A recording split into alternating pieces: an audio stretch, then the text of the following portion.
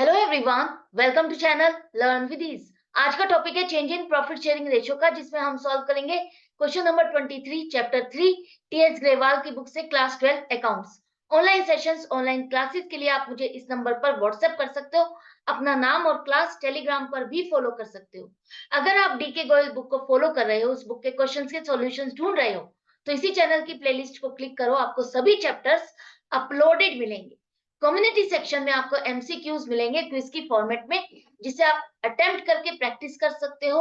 और एमसीक्यूज के सॉल्यूशन चाहिए तो आप शॉर्ट्स को चेक करो, वहां पर आपको सभी सॉल्यूशन मिल जाएंगे।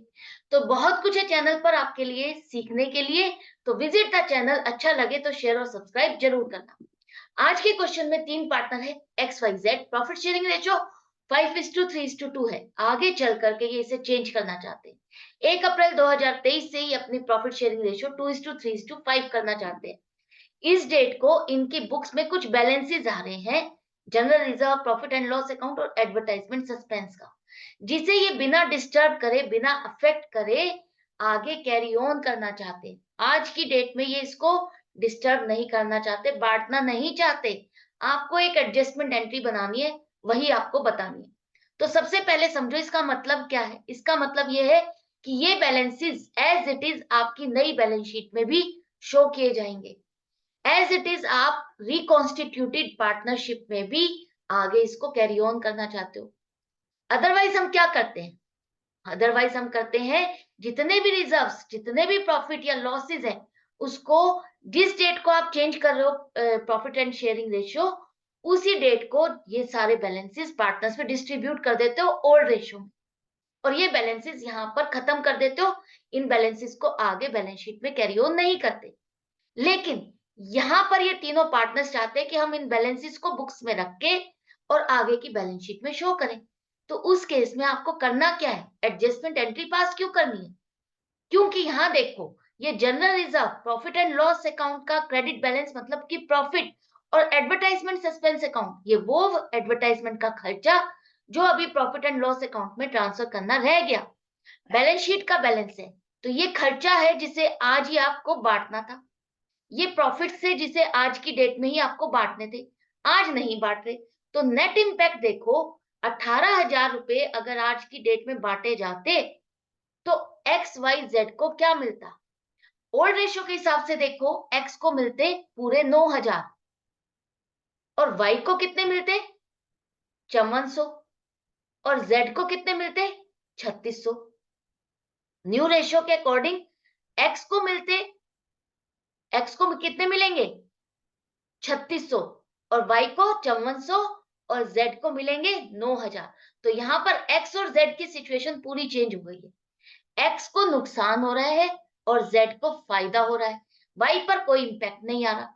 तो जो ये चेंज इन, जो आज ना बांट करके फ्यूचर में बांटने की बात हो रही है, और एक्स को नुकसान हो रहा है, तो वो नुकसान तो वो बियर नहीं करेगा। तो हम क्या करेंगे? हम वैसे ही एडजस्टमेंट करेंगे जैसे गुडविल की करते हैं, जैसे कि सेक्रीफाइसिंग और गेनिंग रेशियो। तो आपको देखना है कि एक्स को कितना नुकसान हो रहा है। ओल्ड रेशियो और न्यू रेशियो को माइनस करके देखो तो आपको पता चलता है 3/10 इतनी फ्रैक्शन से उसका शेयर ऑफ प्रॉफिट आगे चल करके घटने वाला है, और इतनी ही फ्रैक्शन से उसका इस अमाउंट पर भी इंपैक्ट पड़ेगा। इतनी फ्रैक्शन से उसको यह आगे चल करके घट के मिलेगा, तो इसका नुकसान हो रहा है। वाई पर कोई इंपैक्ट नहीं है। और जेड, जेड का देखो शेयर ऑफ प्रॉफिट, जैसा कि मैंने आपको बताया कि यहाँ एक्स सेक्रीफाइस कर रहा है तो जेड गेन कर रहा है। जितना ये सेक्रीफाइस कर रहा है उतने से ही ये गेन कर रहा है। 3/10 फ्रैक्शन से उसको आगे चल करके फायदा होने वाला है, इतने से उसको आगे चल करके प्रॉफिट बढ़ करके मिलेगा।